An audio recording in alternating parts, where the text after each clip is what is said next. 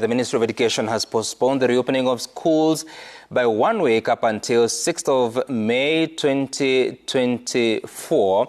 And this has been announced by the Cabinet Secretary for Education, that is Ezekiel Machogu, and says that this has happened after consultations and, of course, looking at the data from across different parts of the country. But in the meantime, a section of church and political leaders had appealed to the government to suspend reopening of schools from Monday, which is this morning, due to the ongoing floods in the country.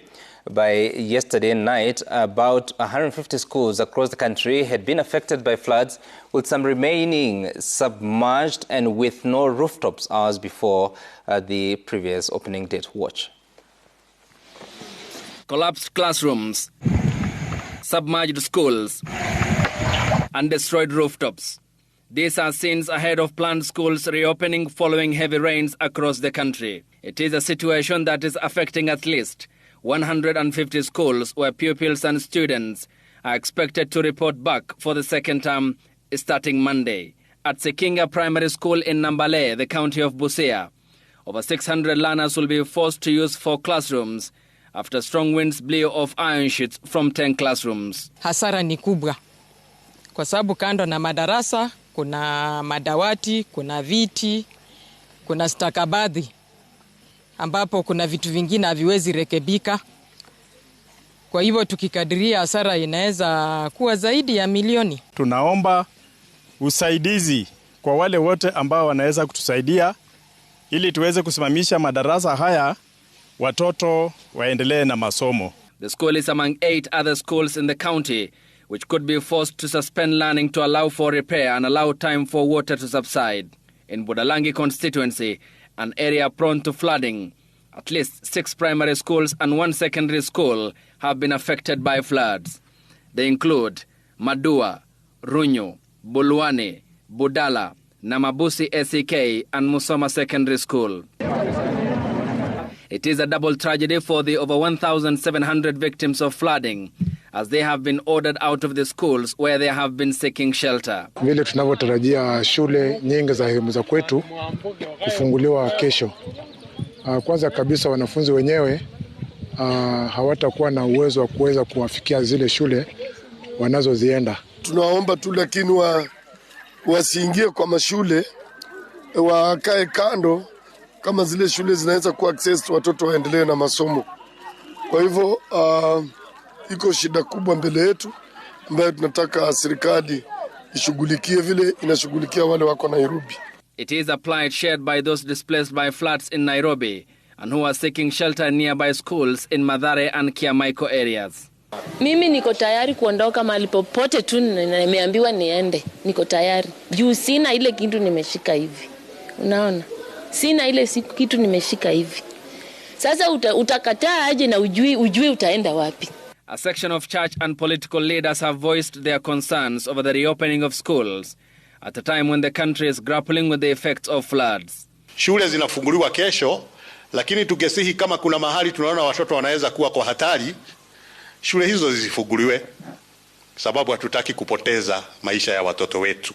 Ingekuwa vyema kwa hali hii kama serikali could have considered postponing the opening of schools, sababu hali iko mbaya sana.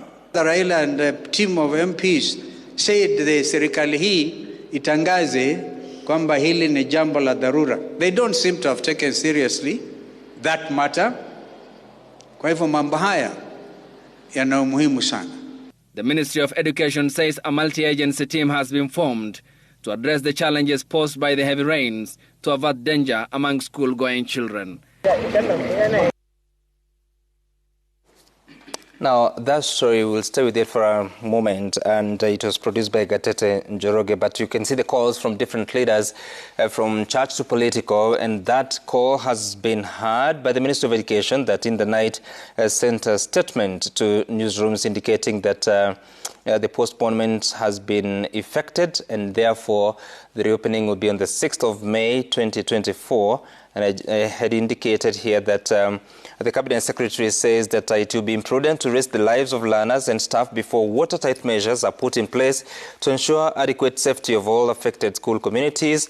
and saying that in the meantime, the ministry will work with relevant agencies and stakeholders to put in place measures to mitigate the adverse effects of the rains and provide regular updates on all developments as pertains to the education sector. That's according to the Cabinet Secretary for Matters Education. Shortly before then, the Cabinet Secretary for Transport, Kipchumba Murkomen, had issued a statement saying that there is need to prioritize children's safety as schools reopen this rainy season, and was saying that the Cabinet Secretary was urging all road users to exercise caution to ensure the safety of children and other road users. It says that this new term coincides with heavy rains creating hazardous road conditions due to flooding and damaged infrastructure.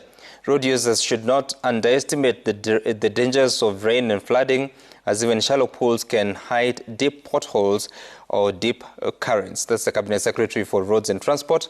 Even as the government, through the NTSA and the police, intensify enforcement of traffic rules, I urge road users to take personal responsibility by avoiding risky behavior such as speeding or overloading and helping to report reckless drivers. And he was saying that parents also play a key role in ensuring their children's safety. They should choose safe routes and coordinate with school administrators to set up safe pick-up and drop-off points.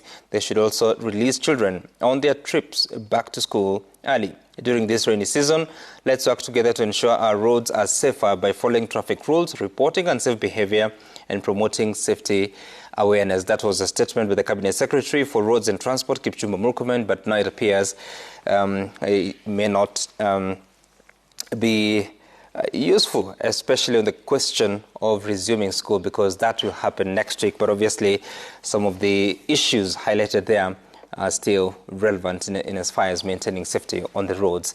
And staying with the